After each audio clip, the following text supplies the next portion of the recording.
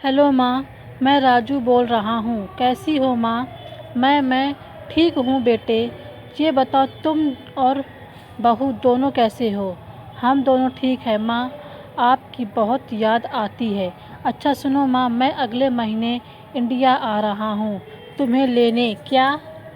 हाँ माँ, अब हम सब साथ ही रहेंगे। नीतू कह रही थी माँ जी को अमेरिका ले आओ, वहाँ अकेली बहुत परेशान हो रही होंगी। हेलो, सुन रही हो माँ? हाँ हाँ बेटे। बूढ़ी आंखों से खुशी की अश्रुधारा बह निकली। बेटे और बहू का प्यार नस नस में दौड़ने लगा। जीवन के 70 साल गुजार चुकी सावित्री ने जल्दी से अपने पल्लू से आंसू पोंछे और बेटे से बात करने लगी। पूरे 2 साल बाद बेटा घर आ रहा था। बूढ़ी सावित्री ने मोहल्ले भर में दौड़ दौड़ कर ये खबर सबको सुना दी। खुशी थे कि चलो बुढ़ापा चैन से बेटे और बहू के साथ गुजर जाएगा। राजू अकेला आया था। उसने कहा कि माँ, हमें जल्दी ही वापस जाना है, इसलिए जो भी रुपया पैसा किसी से लेना है वो लेकर रख लो, और तब तक मैं किसी प्रॉपर्टी डीलर से मकान की बात करता हूँ।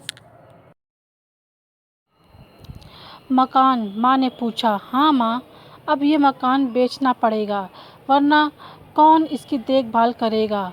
हम सब तो अब अमेरिका में ही रहेंगे। बूढ़ी आंखों ने मकान के कोने कोने को ऐसे निहारा जैसे किसी अबोध बच्चे को सहला रही हो। आनन फानन और औने पौने दाम में राजू ने मकान बेच दिया। सावित्री देवी ने वो ज़रूरी सामान समेटा जिससे उसको बहुत ज़्यादा लगाव था। राजू टैक्सी मंगवा चुका था। एयरपोर्ट पहुंचकर राजू ने कहा, माँ तुम यहाँ बैठो, मैं अंदर जाकर सामान की जांच और बोर्डिंग और वीज़ा का काम निपटा लेता हूँ। ठीक है बेटे। सावित्री देवी वहीं पास ही बेंच पर बैठ गई। काफ़ी समय बीत चुका था। बाहर बैठी सावित्री देवी बार बार उस दरवाजे की तरफ देख रही थी जिसमें राजू गया था, लेकिन अभी तक बाहर नहीं आया। शायद अंदर बहुत भीड़ होगी सोचकर बूढ़ी आंखें फिर से टकटकी लगाए देखने लगती है। अंधेरा हो चुका था। एयरपोर्ट के बाहर गहमा गहमी कम हो चुकी थी। माँ जी, किससे मिलना है? एक कर्मचारी ने वृद्धा से पूछा। मेरा बेटा अंदर गया था टिकट लेने, वो मुझे अमेरिका लेकर जा रहा है, सावित्री देवी ने घबराकर कहा। लेकिन अंदर तो कोई पैसेंजर नहीं है। अमेरिका जाने वाली फ़्लाइट तो दोपहर में ही चली गई।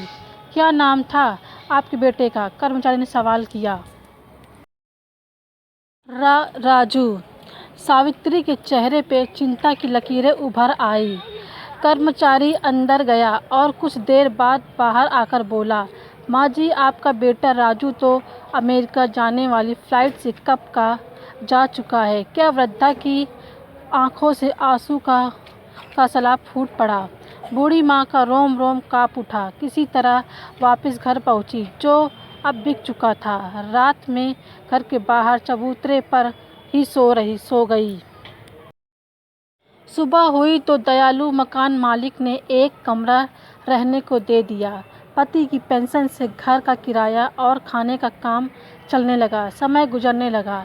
एक दिन मकान मालिक ने वृद्धा से पूछा, माँ जी, क्यों नहीं आप अपने किसी रिश्तेदार के यहाँ चली जाएं? अब आपकी उम्र भी बहुत हो गई है, अकेली कब तक रह पाएंगी?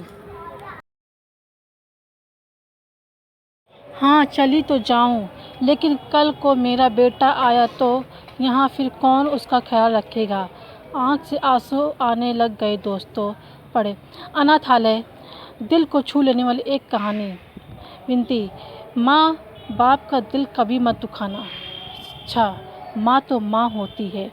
अगर यह स्टोरी आपको अच्छी लगी हो तो नेक्स्ट स्टोरी के लिए हमारे चैनल को फॉलो एवं सब्सक्राइब एवं लाइक करें।